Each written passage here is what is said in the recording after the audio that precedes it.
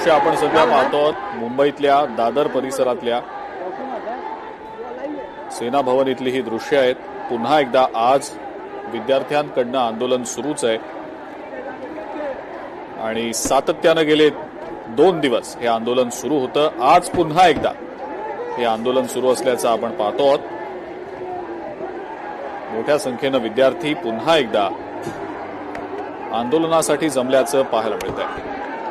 दादर परिसरातच गेले 2 दिवस सातत्यानं विद्यार्थ्यांनी आंदोलन केलेलं होतं। हातात फलक घेत घोषणाबाजी करत हे आंदोलन झालेलं होतं। आज पुन्हा एकदा विद्यार्थ्यांकडनं अशाच प्रकारचं आंदोलन सुरू आहे।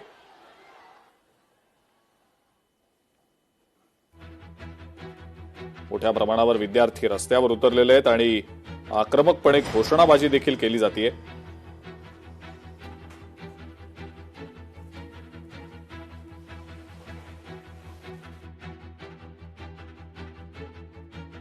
आपले प्रतिनिधी या संदर्भातली माहिती आपल्याला देत आहेत। उमेश, गेले 2 दिवस सातत्यानं विद्यार्थ्यांकडनं आंदोलन सुरूच होतं। आज पुन्हा एकदा दादर परिसरात विद्यार्थ्यांकडनं आंदोलन सुरू असल्याचं दिसतंय आणि आज सुद्धा मोठ्या संख्येनं विद्यार्थी रस्त्यावर उतरलेत। उमेश, काय नेमकी माहिती आहे?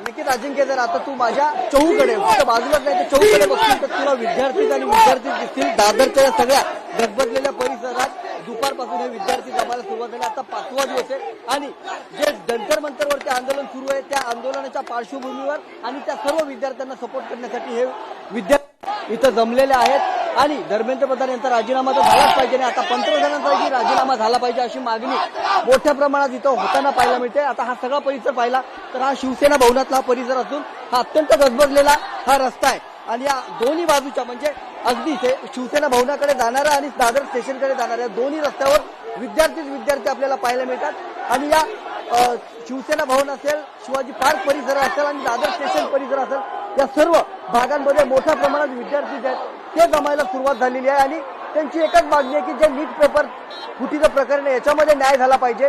विद्यार्थ्यांच्या भवितव्याची जे सरकार खेळतंय त्या सरकारने कुठेतरी अद्दल घडली पाहिजे आणि कुठेतरी त्यांचं भविष्य सुरक्षित राहिलं पाहिजे। यासाठी फक्त दिल्ली नाही तर मुंबई आणि इतर राज्यातल्या देशातल्या महत्वाच्या शहरांमध्ये आपल्याला अशा प्रकारची आंदोलनं सातत्याने होताना पाहायला मिळतात। खरं तर आपण मुंबईचा विचार केला तर मुंबईमध्ये गेल्या 5 दिवसापासून म्हणजे रविवारी उद्धव ठाकरे यांनी जी तरुणांसाठी जे आंदोलन किंवा सभा बोलवली होती त्या सभेच्या नंतर आजचा बुधवार, आज 5 दिवस सातत्याने या सगळ्या परिसरामध्ये मोठ्या प्रमाणात विद्यार्थी जमतायत आणि विद्यार्थी कुठे ना कुठे जे सोनम वांगचुक यांना ज्या पद्धतीनं आंदोलनास्थळी हलवण्यात आलं त्याचा कुठेतरी निषेध करतायत आणि धर्मेंद्र प्रधान आणि प्रधानमंत्री यांचा राजीनामा मागताना सातत्याने आपल्याला पाहायला मिळतात। काही विद्यार्थी आहेत त्यांच्याशी पण आपण बातचीत करण्याचा प्रयत्न करूया। सातत्याने त्यांची काय मागणी आहे, नेमकं त्यांना काय बोलायचं हे आपण त्यांच्याशी बोलण्याचा प्रयत्न करूया। असं पिछले 22-23 दिनों से दिल्ली में चल रहा है, मुंबई में भी आंदोलन चल रहा है, लेकिन धर्मेंद्र प्रधान इस्तीफा में नहीं मिल रहा है। विजुअल दे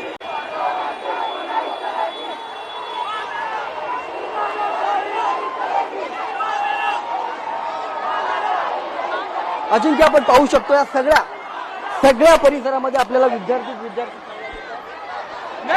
मोठ्या प्रमाणात दादर सगळ्या परिसरामध्ये जमलेले आहेत। एकच मागणी आहे त्यांची का त्यांना धर्मेंद्र प्रधान यांचा राजीनामा हवा आहे। दिल्लीमध्ये सध्या जे आंदोलन सुरू आहे, अभिजित दिपके या सर्व आंदोलनाचं प्रतिनिधित्व करतोय। महाराष्ट्रातला मुलगा आहे आणि त्यांनी ज्याप्रमाणे हे आंदोलन उभं केलं ते आता सध्या संपूर्ण देशभर पेटताना आपल्याला पाहायला मिळते आणि त्याचीच प्रचिती कुठेतरी आपल्याला इथे आता मुंबईत देखील येताना पाहायला मिळते आणि अत्यंत गजबजलेला असा हा सगळा दादर परिसर आता या विद्यार्थ्यांच्या घोषणांनी दणाणून निघालेला आहे। कुठेतरी प्रशासन व्यवस्था असेल, पोलीस व्यवस्था असेल त्याच्यावरती देखील प्रश्नचिन्ह उपस्थित केले जातात। पोलीस आम्हाला या सगळ्या बाबतीत आडमोठी भूमिका का घेतात? आता पण जर पाहिलं तर ही सगळी गर्दी आवळण्याचा प्रयत्न पोलीस करतायत।